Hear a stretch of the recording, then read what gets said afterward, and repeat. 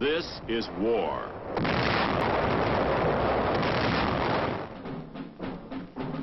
War and its masses. War and its men.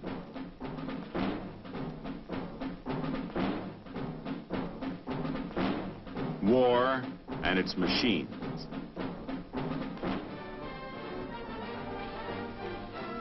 Together they form the big picture.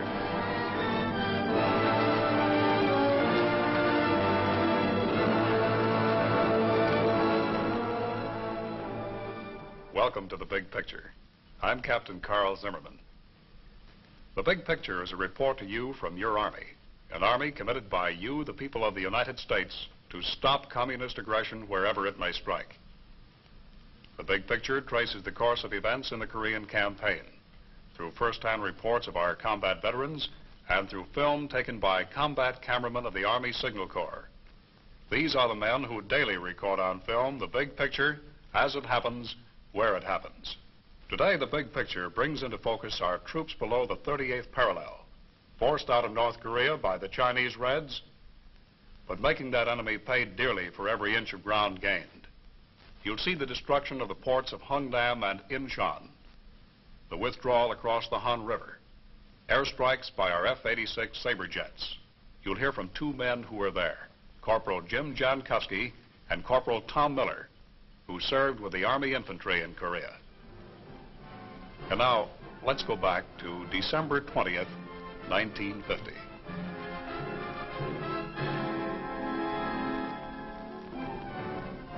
On 20 December, there are two fronts in Korea.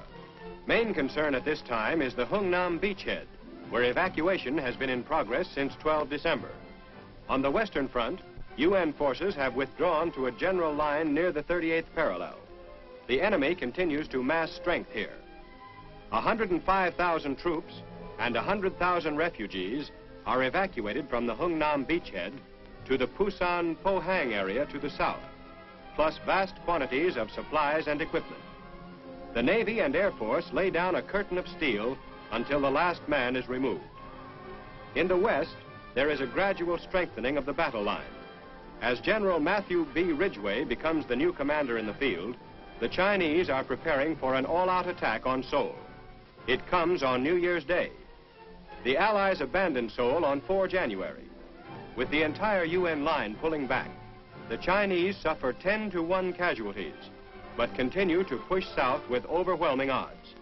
The Navy evacuates thousands at Incheon. On 9 January, the railroad center of Wonju falls. By this time, UN forces have withdrawn 60 miles south of the parallel. Here, a relatively stable situation is set up, although no definite line is drawn. From the 9th to the 20th of January, there are few gains by either side. The city of Wonju exchanges hands several times in bitter local engagements. Air action continues to harass Red concentrations. Both sides have paused to mass strength for the crucial battles impending.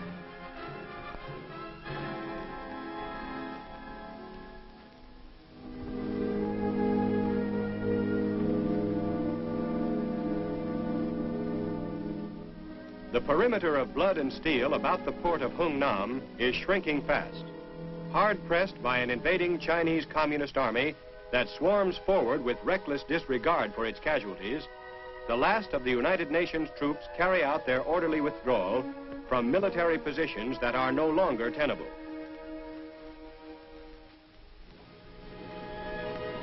The delaying actions, which have exacted such a high toll of the pursuers, are finally drawing to a close. Most of these men who have stuck it out until the last hours before boarding the waiting ships are elements of the 3rd Division.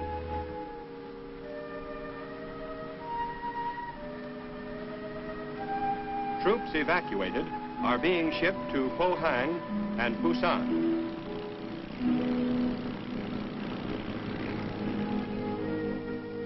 A nitrate factory smokestack is blown up by an engineer demolition team to prevent its use as a landmark by the Reds to pinpoint vital targets in the beach area.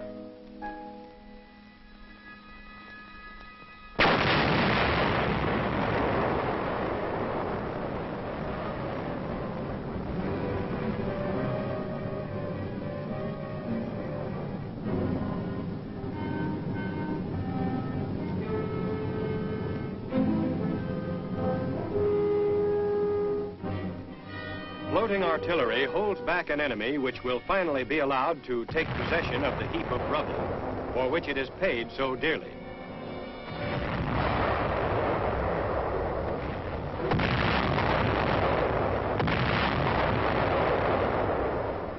Tons of demolition charges are lowered under the piers and pilings that line the harbor front. It will be a long time before the occupying enemy troops will be able to put these harbor facilities to any good use. Around the warehouses on the docks, engineers lay out a hose that is filled with TNT.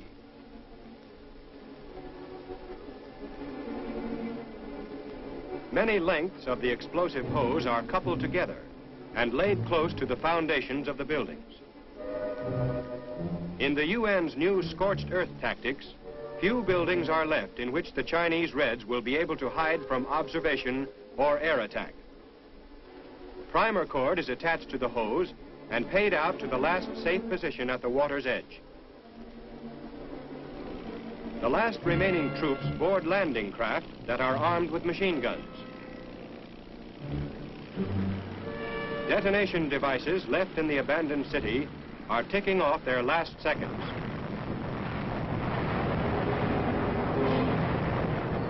An ammunition dump goes up, thundering and crackling as it illuminates the sky with a spectacular display of fireworks.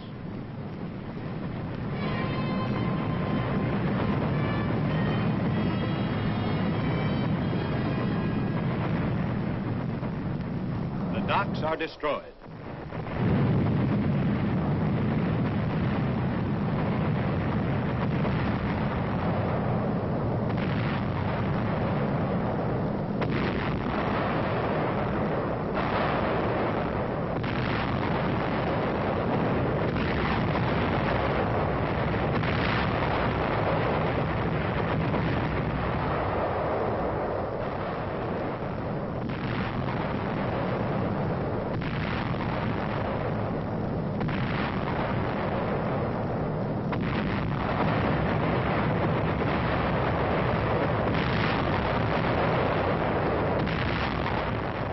The remains of Hung Nam are left to the enemy.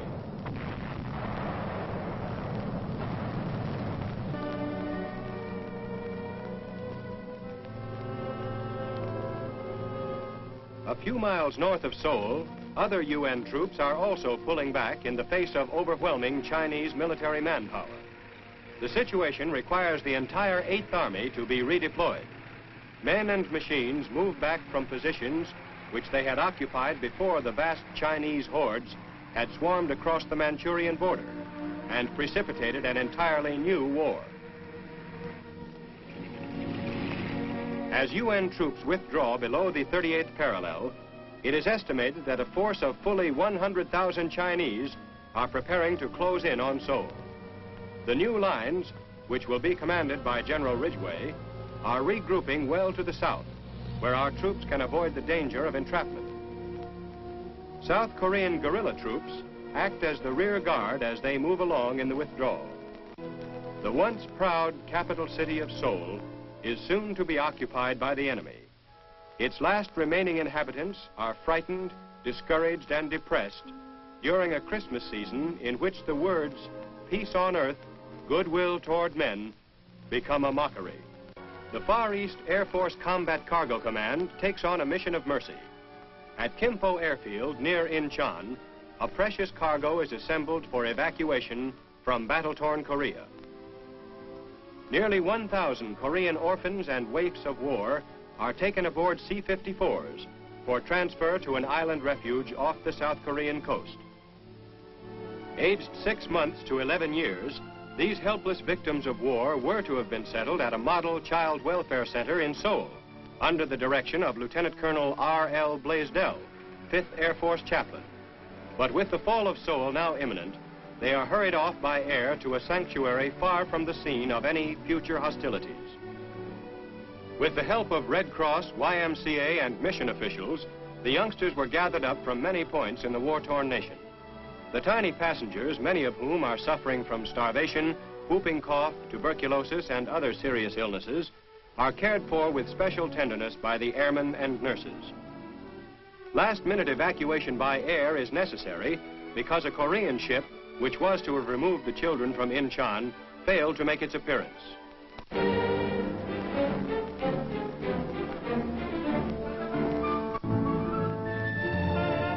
On the southern outskirts of Seoul, United Nations troops pull back across the Han River.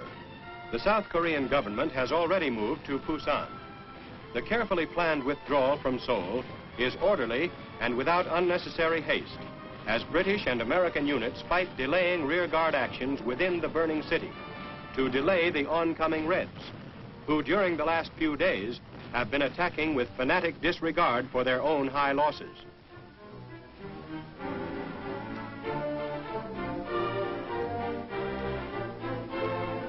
A section of a pontoon bridge is dismantled after the main body of troops have crossed in that area. Whatever is usable and readily transportable, the troops take with them. There will be other rivers and streams to cross.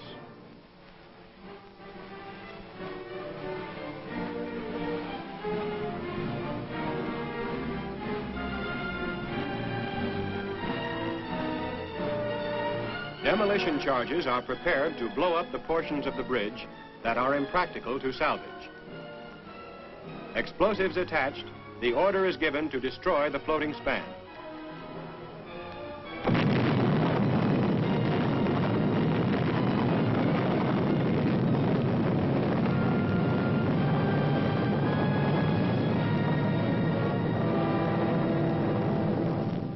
We were moving south again to a new defense line, destroying any places that might be of value to the enemy. Corporal Jim Jankowski, who served with the Army's 2nd Division, can tell us about that withdrawal. Well, Jim, how about the withdrawal from Seoul?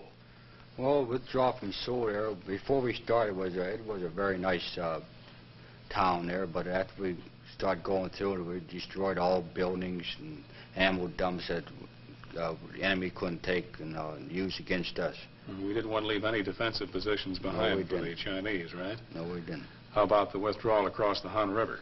Well, the withdrawal across the Han River there, well, our combat engineers there waited for everyone to get across there, and after we got across, they picked up all the valuable stuff they needed, and after that, they destroyed the bridge and set mines and booby traps in case to places where the Chinese could come through to harm our forces.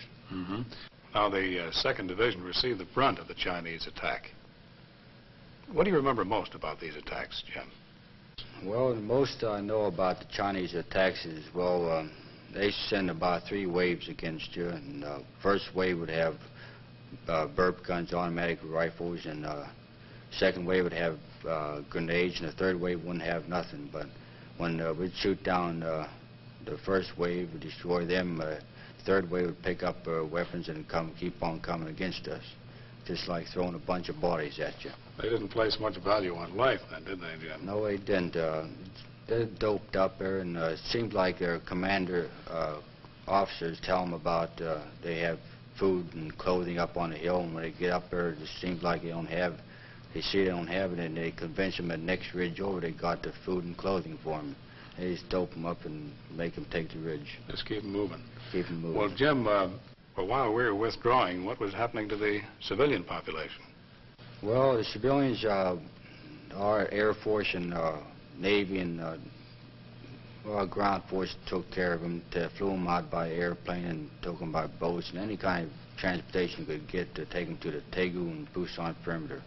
Mm-hmm. Now, how long did it take to make our withdrawal from the north to the area south of Seoul? Well, this took us a matter of days to withdraw from the north area down to Seoul there, but we knocked off pretty many Chinese doing that. We saw a lot of action. Mm-hmm. You certainly did. Well, let's watch our troops now as they continue to withdraw to a position below the 38th parallel.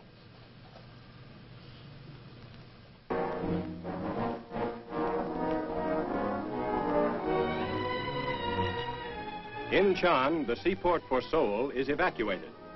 After the fall of the South Korean capital on 4 January, Incheon once again sees her beaches crowded with soldiers. It is a scene which is reminiscent of the United Nations landing here last September. But this time, the situation is more grim. Incheon has been isolated by the Chinese advance through the abandoned city of Seoul, and the communist reoccupation of Incheon is expected within a few hours.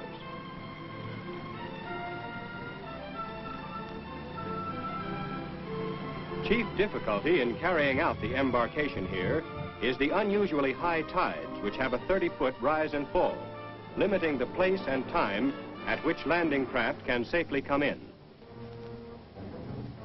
When UN troops, spearheaded by the 1st U.S. Marines, landed here on 15 September, the approaching end of the Korean War was hailed. But then the Chinese intervened to bring about what General MacArthur described as a totally new war. The final outcome of this new phase in Korea is still in doubt as UN soldiers retrace hard-won steps along the roads and sea lanes to Busan. Throughout the evacuation, the United States heavy cruiser Rochester stands by in case the Chinese should appear before they are expected. The evacuation is to be completed by midnight. As the landing craft pull away, the island of Wolmi stands in the background, patched with snow. When the Marines had made their landing last September, Wolmi Island was the beachhead for the first wave of assault boats. Now Wolmi is the last coastal landmark the troops see as they make their reluctant departure.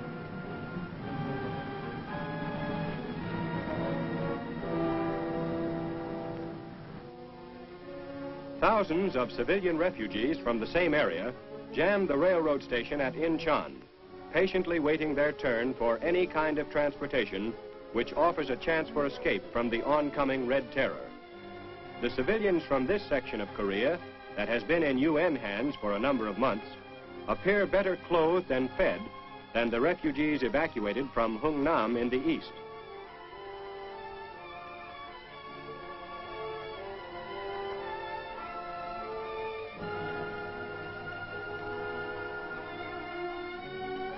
The patient and enduring populace prayerfully waits for a chance to ride on something, anything that moves. Compared to walking day and night over the icy ground, a freight car is luxury travel. The harbor area is equally crowded with fleeing civilians. These refugees are the families of the factory workers or the families of dock workers.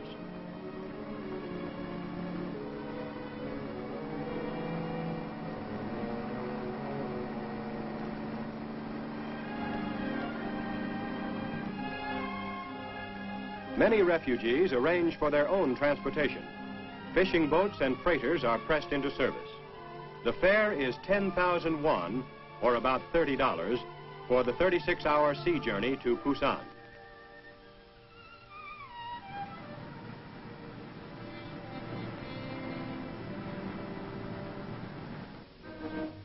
Darkness comes.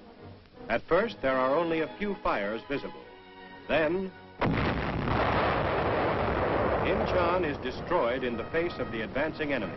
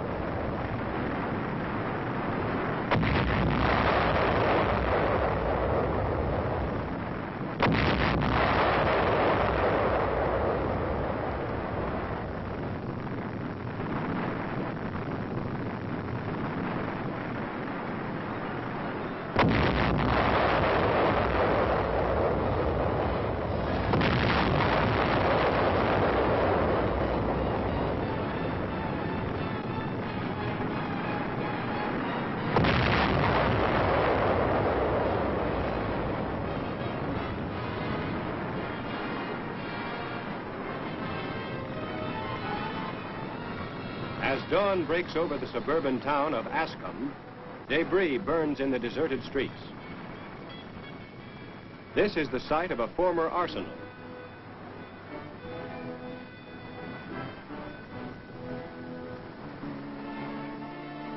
Abandoned locomotives have received a final going over from the air.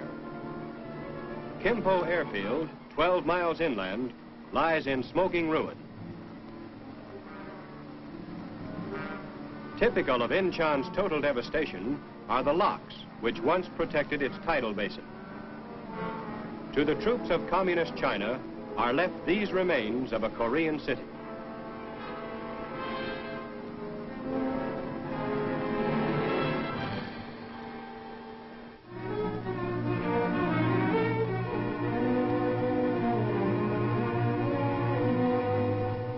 The great trek southward goes on by land as well as by sea.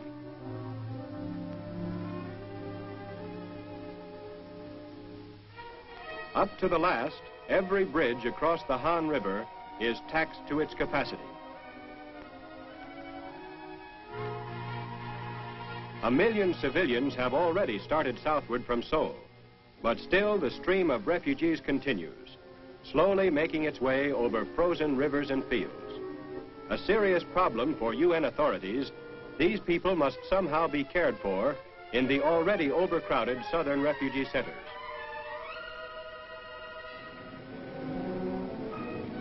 Farther south, near Suwon, British Commonwealth forces of the 29th British Brigade moved to new defense positions in the course of the general redeployment of all United Nations forces. Units of this brigade were among the last to leave the rubble that had once been Korea's capital. On its way back, the convoy passes the rusting skeleton of a Russian tank, one of those knocked out during last year's UN offensive. North of Suwon, U.S. forces, supported by tank units, prepare to dig in to fight further delaying actions in support of the redeployment. By holding the Chinese forces at bay from a series of selected defense positions, the 8th Army's withdrawal from above Seoul is successfully completed with extraordinary order and precision.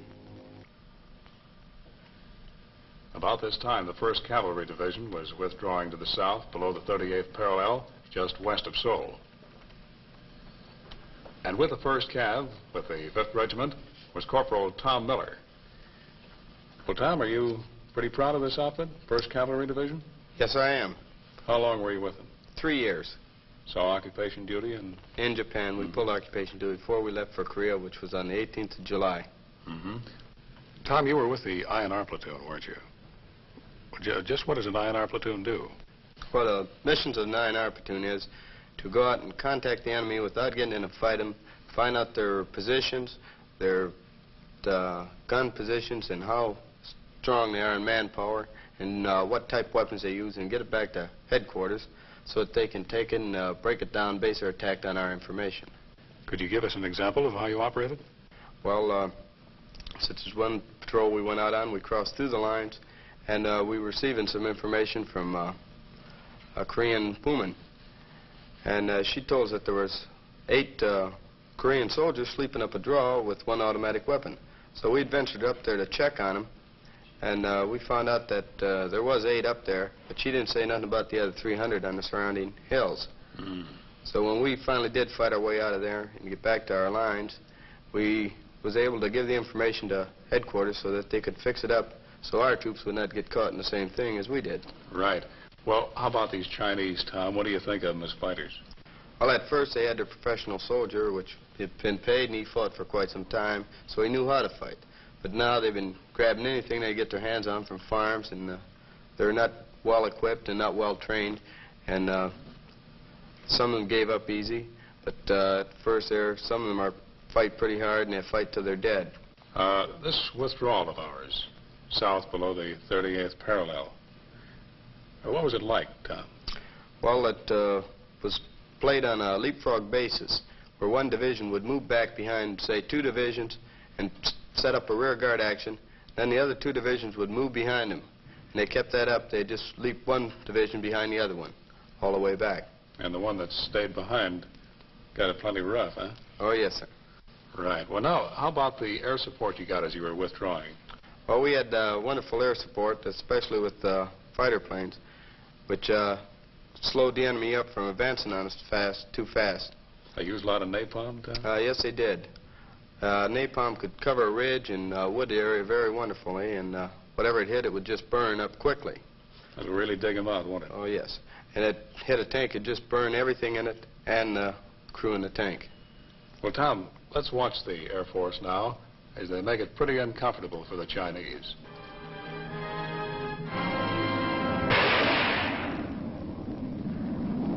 As Chinese and North Korean ground forces occupy the ruined land for which they are paying so dear a price, fighter bombers of the UN Air Force fly constant sorties to harass and impede their movements and to destroy their supplies.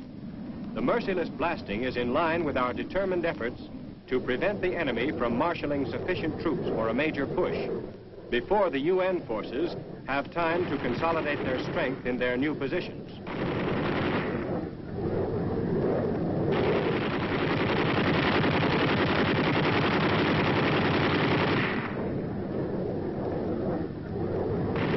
Enemy strength that was to have been pitted against the outnumbered UN troops disappears in flashes of flame and puffs of smoke. After identifying their targets, our planes swoop down like avenging shadows of death and destruction.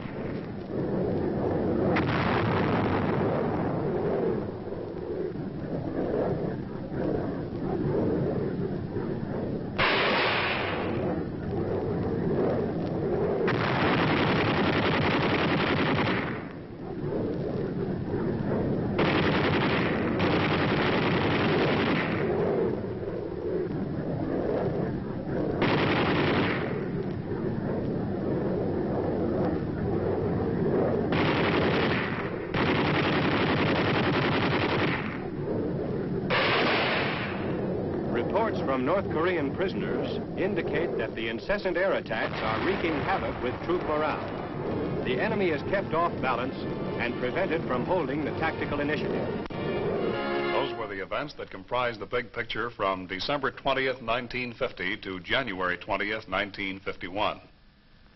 Our thanks to Corporal Jim Jankowski and Corporal Tom Miller for being with us. Next week, the big picture will show the United Nations forces moving north. You'll see the Army's 24th and 25th Infantry Divisions in the attack. And you'll hear from another combat veteran, an Army soldier who saw, as it happened, a part of the big picture. This is Captain Carl Zimmerman inviting you to be with us then.